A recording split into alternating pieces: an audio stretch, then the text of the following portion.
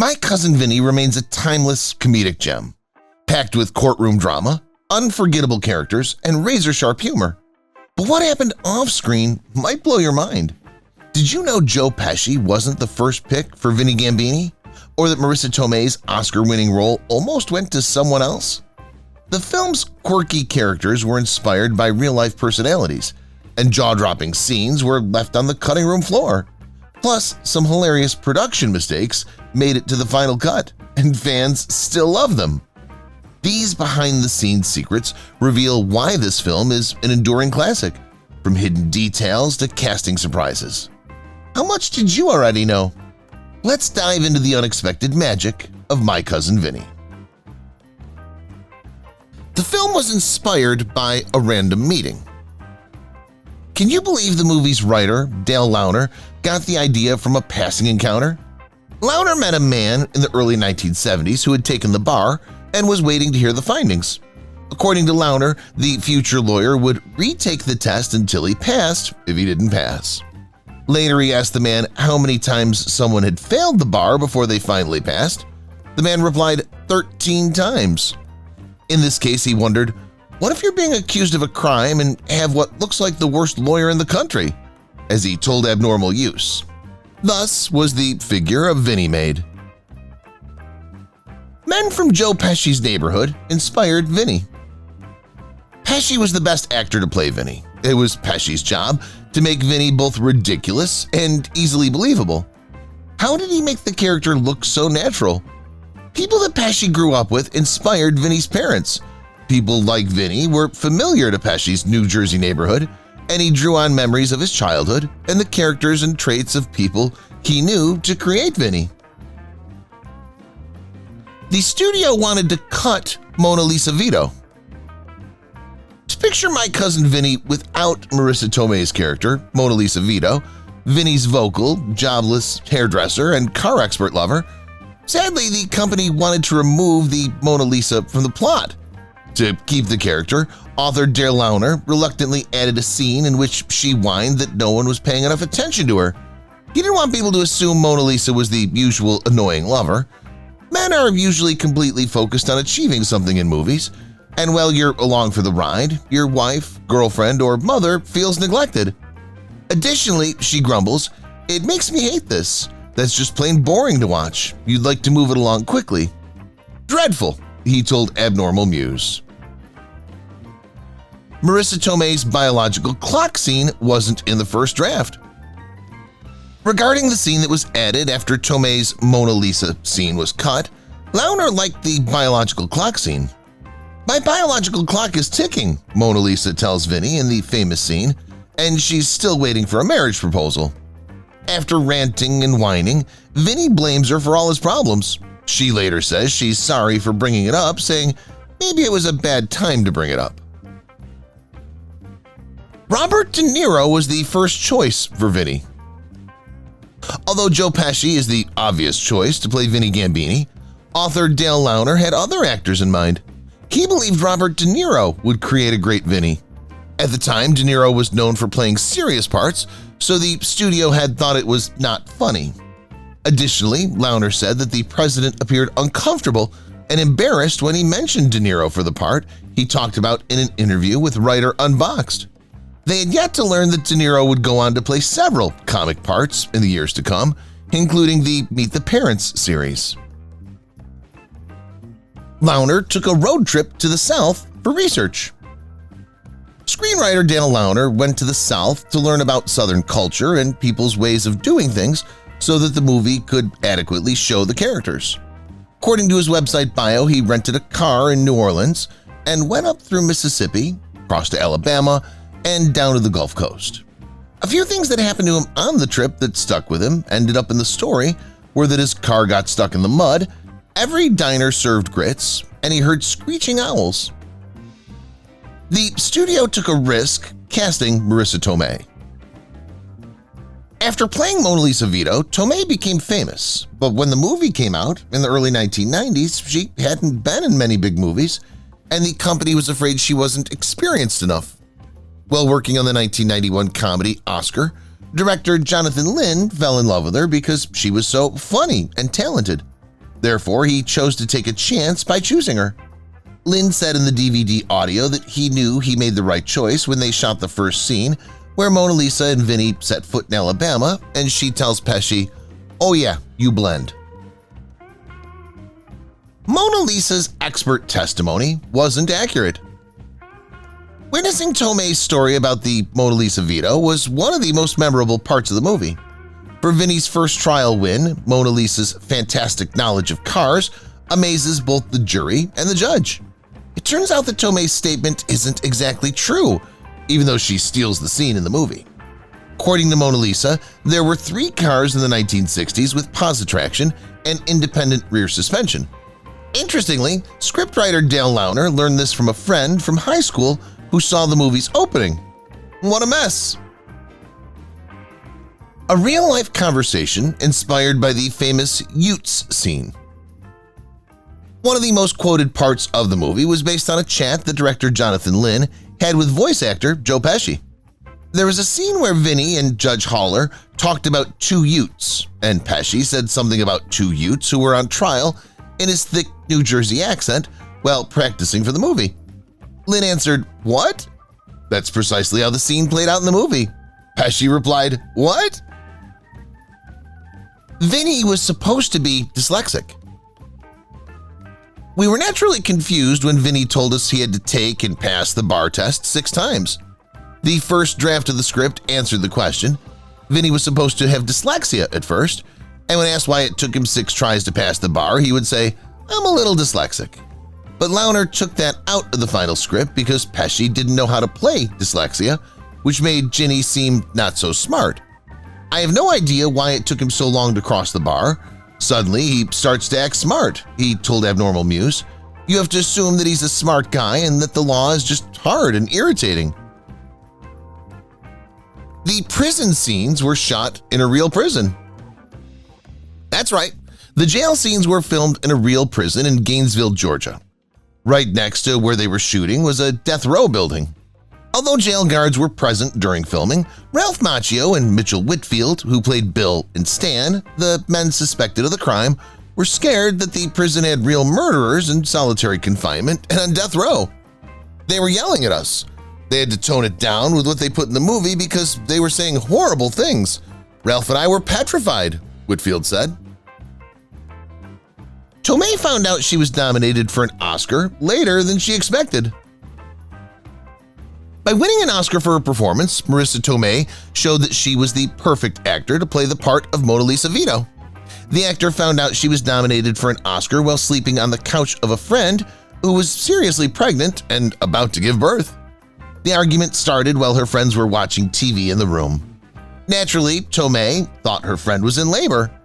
In her 1993 interview with David Letterman, she said, "There were shouts from the other room and they woke me up. I wasn't sure if she was starting to labor." Tomei's Oscar conspiracy. Tomei was nominated for an Oscar and won Best Supporting Actress. Shortly after she won, though, reports started going around that Tomei had won by accident because host Jack Palance read the wrong name while drunk. However, this is unlikely because the Academy has 2 officials waiting off stage, ready to step in and read the correct name if it does. It's only happened once before, in 2017, when Faye Dunaway gave Warren Beatty the wrong card and called La La Land Best Picture instead of Moonlight, which was the winner. Clocks jump in time. For this next mistake, you'll have to look carefully. On Vinny's request for more time to review Wilbur's evidence, Judge Hollard tells him that the clerk will call him back at 3. This gives Vinny a stay of execution unless he can win the case in the next 90 minutes, which means that the time would be 1:30. Although the clock outside of Dave's barbecue says 12:55 right after the break and 4:25 just a few minutes later. Time doesn't add up, and Vinny would have needed to arrive on time for the hearing. Pesci's Oscar from Goodfellas almost made a cameo. As long as we're talking about Oscars, Pesci almost got his Oscar from another part of My Cousin Vinny, even though he wasn't nominated for one. We think this was a mistake. Before filming the scene where Pesci goes to jail for contempt of court, he accepts an Oscar for his role in Goodfellas. Although Pesci flew in from Los Angeles to get the set right on the first take of filming, the Oscar was still in his hands, which means it could have ended up in the movie. Number 3 in the list of 25 greatest legal movies. Legal experts and judges agree that Lynn's care in making My Cousin Vinny was well worth it. It's one of the most true movies ever made about the law. On its list of the 25 greatest legal movies, the American Bar Association puts the movie at number 3. According to Alberto Burnaby, a John Marshall Law School professor, Pesci's Vinny knows many things that need to be taught in law school. As he put it, Vinny is terrible at the things we teach in law school, but very good at the things we don't. Mona Lisa's character is based on Jersey girls in France. Real people were used to create more than just Vinny's figure. Although Mona Lisa is an excellent example of the Jersey girl stereotype used in the media, author Dale Launer hadn't met anyone from New Jersey until he backpacked in France and met a group of women from New Jersey. She was excellent at keeping up with her hair and makeup while they were swimming. The pleasant Mona Lisa was based on an event that he remembered well. The chessboard getting knocked over was accidental. Accidental comedy gold is standard, and some of the funniest scenes in My Cousin Vinny were the ones that didn't go as planned.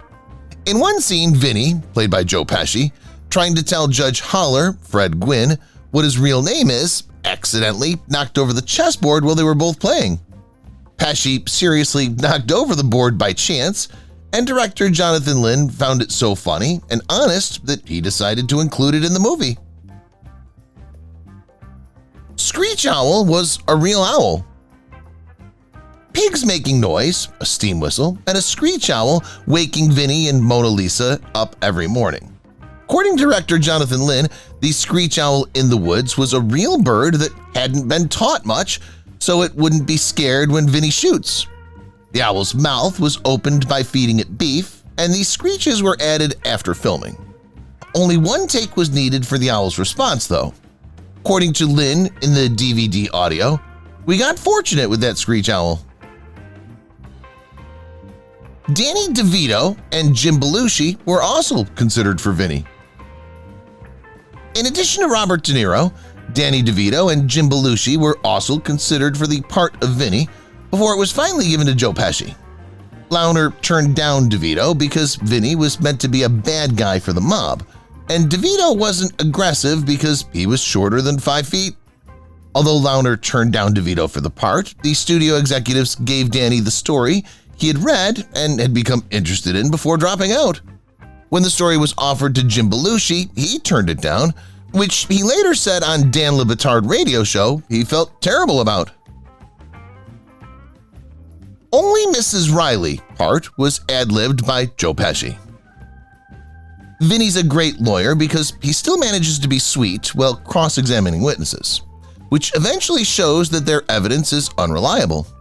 Just like when he asks the cute, glasses-wearing Mrs. Riley, who says she saw the convicts in sack of suds, Vinny skillfully moves a tape measure across the courtroom, past the jury, and stands 50 feet away from the witness to see how exact her vision is. Later, he asks Mrs. Riley how many fingers he has up. Once the judge finishes speaking for the witness, Vinny says, "Now, Mrs. Riley, and only Mrs. Riley, how many fingers am I holding up now?" The part about only Mrs. Riley was added on the spot by Joe Pesci. The Fresh Prince of Beecham County. William Smith was considered for the part of worried suspect Stan Rothenstein before Mitchell Whitfield got it. Whitfield had recently moved from New York to Los Angeles, but quickly flew back to New York when he heard about the My Cousin Vinny tryouts. At the auditions, he remembered clicking with Ralph Macchio, who got the part of the other guy who didn't shoot the clerk. He told Abnormal Muse, "Confession, Will Smith was also up for the part." Imagine how different the movie would have been if Will Smith had been cast. The director's law degree. It makes sense that Jonathan Lynn, who directed My Cousin Vinny, has a law degree from the elite Cambridge University. The movie is considered one of the most true pictures of the American court system in film. It bothers me when I watch movies where the legal process is wrong. Despite being sped up for comedy reasons, I'm glad everything you see in this movie is legal and accurate. Also, that makes it scarier, Lynn said in the DVD audio. Joe Pesci made bank as Vincent Gambino. It wasn't until later that year that Joe Pesci learned he loved playing. After 6 years of starring in My Cousin Vinny, Pesci chose to mix his love of acting and singing by putting out a record as the character Vincent LaGuardia Gambini called Sings Just For You. Song titles on the record include Take Your Love and Shove It, a duet with Tomei as Mona Lisa, Yo Cousin Vinny, and Wise Guy. It was a success. Vincent LaGuardia Gambini Sings Just For You debuted at number 36 on the Billboard Heat Seekers chart. Vinny's tie is always a bit off. You can see Vinny wearing a suit and tie throughout the movie, but his tie could be more right if you look closely. Following Vinny's successful court appearance, the DA informs him of a new proof and congratulates him. Although Vinny is wearing a tie, it's not the same one he wore to court. Meanwhile, during Mona Lisa's statement at the end of the trial, Judge Trotter and Vinny's ties changed knots several times. This suggests that they filmed different takes of the scene or had to receive the tie several times. There are so few of these details that you'll probably miss them in all the laughter. Vinny shouldn't be practicing law in Alabama. What makes the movie so great is how out of place Vinny is in Alabama after growing up in New York. The movie's so focused on the fact that Vinny's first confirmed case that it's easy to forget that he could only be a lawyer in New York and not Alabama. The hearing would have required him to file pro hoc vitae and for his defense team to include someone allowed to work in Alabama. Austin Pendleton originally turned down the role of John Gibbons. Vinny does not question any witnesses during the preliminary hearing, so one of the accused fires him and hires a public lawyer who does little better for him. When asking the witness, Austin Pendleton's character, public attorney John Gibbons is very nervous and stutters. Pendleton, who stutters, turned down the part at first, but he took it as a favor to his friend director Jonathan Lynn. Pendleton had difficulty getting parts for years because he was mistaken for a stutterer. It's not true that Beecham County exists. Although the movie is set in Alabama, it was shot in Georgia. For example, Vinny and Mona Lisa were filmed in Monticello, Georgia, checking the tires in front of Lucy's used store. The building in the background is Jasper County's Superior Court in Monticello. An entire jail scene was shot at the Lee Arundel Correctional Institute in Alto, Georgia. Not to mention that Alabama's Beecham County is not an actual county. Georgia was also used for filming, and the Monticello Sac-O-Suds is still open. Beecham County isn't real. Following Vinny's strangely taking notes on a piece of paper during the trial and asking Sheriff Farley to look into something for him, key event in showing the young men's innocence happens. What's written on the paper needs to be clarified, though. Later in the trial, when Sheriff Farley tells the court that Sheriff Tillman caught 2 boys in Jasper County, Georgia, who fit the suspect's description, we find out what was written on the paper.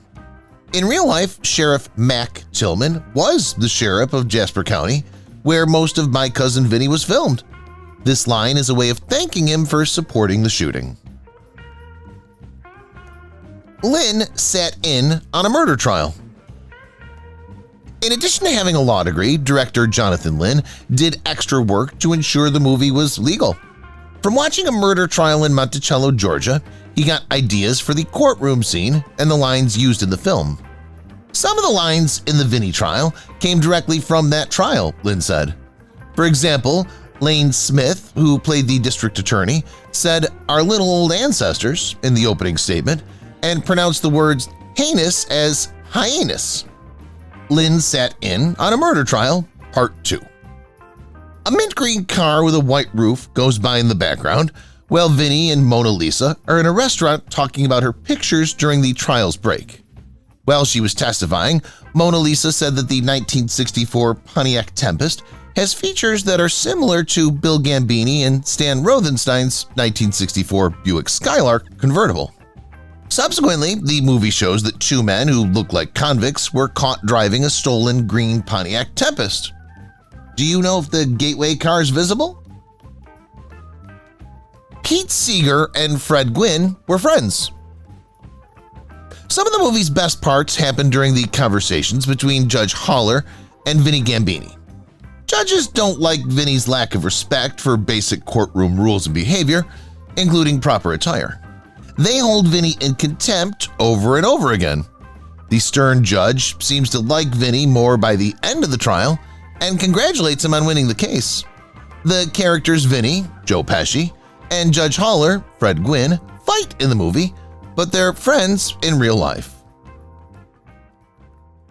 Everyone was laughing when Austin Pendleton played. Although Pendleton almost didn't make it into the movie, director Jonathan Lynn was sure that his friend would be great for the part. Pendleton was funny, but he didn't know how funny he would be in the part. According to a conversation with Abnormal Use, Lynn had to hide how much he was laughing behind the camera.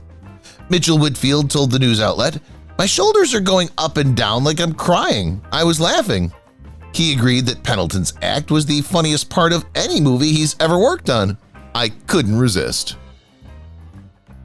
The original choice for Mona Lisa was Lorraine Bracco. Marilyn Vito, played by Marissa Tomei, was great as a photography lover, car expert, and former hairdresser. Although it's hard to imagine anyone else playing Mona Lisa Vito besides Tomei. Lorraine Bracco was the director's first choice.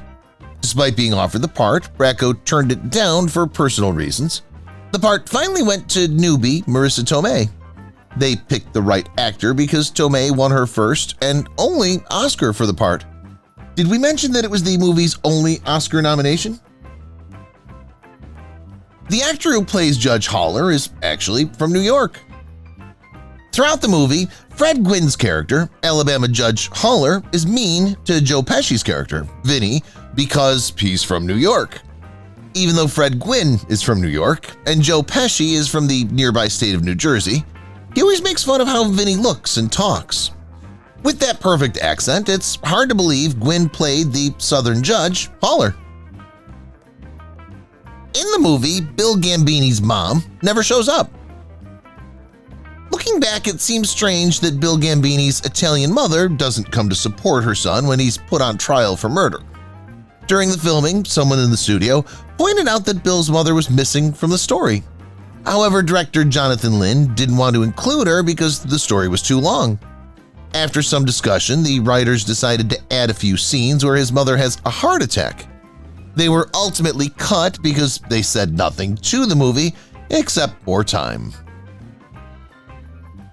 A film about the death penalty. Although My Cousin Vinny is a comedy, it deals with challenging issues like the death sentence. They're wrongly accused of murder in Alabama, but the movie shows that they're young guys from New York. The film, which was directed by someone who is against the death sentence, is about how simple it is for someone innocent to be found guilty of a deadly crime, especially if they don't have a good lawyer and there isn't enough proof. According to Lynn, "I am deeply opposed to the death penalty, and I think the film makes that statement, although it makes it entertaining and in a way that isn't preaching to people." Familiar faces in My Cousin Vinny. I'm looking forward to seeing many known names in My Cousin Vinny. Before being cast as Bill Gambini, Ralph Macchio was the lead in The Karate Kid. Surprisingly, the director had yet to see the movie before choosing Macchio. Don't worry, director Jonathan Lynn saw the film and later agreed that Macchio did a great job. You may recognize Mitchell Whitfield's character, Stan Rothenstein, from Friends after playing My Cousin Vinny. Whitfield played Rachel's ex-boyfriend, Barry. My Cousin Vinny is used as a teaching tool for law students. When movies do well at the box office, but are later slammed by critics for being wrong, that's not the case with My Cousin Vinny. It's been used as a teaching tool in law classes, and many lawyers have said that the movie accurately portrays things that happen in real life.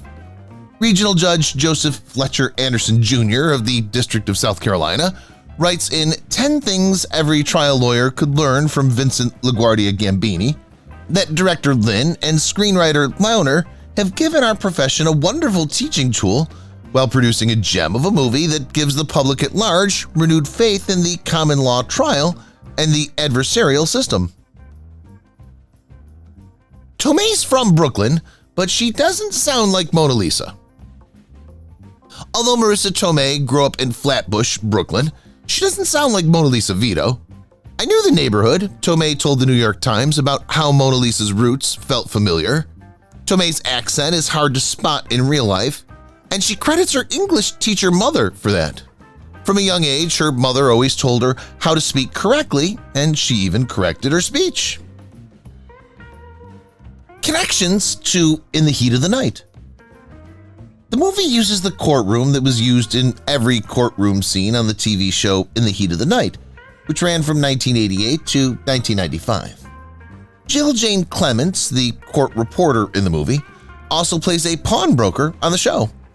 The building used as the Sacco Suds was Munn's Market in an episode of the show. Finally, the tan Ford Bronco that Vinny and Judge Trotter go hunting in is the same one that Bubba Skinner drives in the TV show. Visit sites from the film. Although the courtroom scene was filmed on a set, most of the movie was shot in real places, which kept costs low and made everything feel more real. It wasn't a costly movie, and that was the cheaper way. It also had more authenticity, director Jonathan Lynn said in the DVD commentary. Even more remarkable is that movie fans can visit many places where the scenes were filmed, including the Sacco Suds convenience store, which was used as the crime scene. Screenplay exists for a sequel. Sequels can end a character's story or not live up to the original. In the case of My Cousin Vinny, screenwriter Dale Launer was quoted in a 2004 biography saying that he had already written a sequel. Joe Pesci was interested in it, but Marissa Tomei and the studio weren't because they thought it had been too long since the first movie. If you've watched the video till here, that means you've enjoyed the video. Subscribe. Don't forget to turn on the notifications bell icon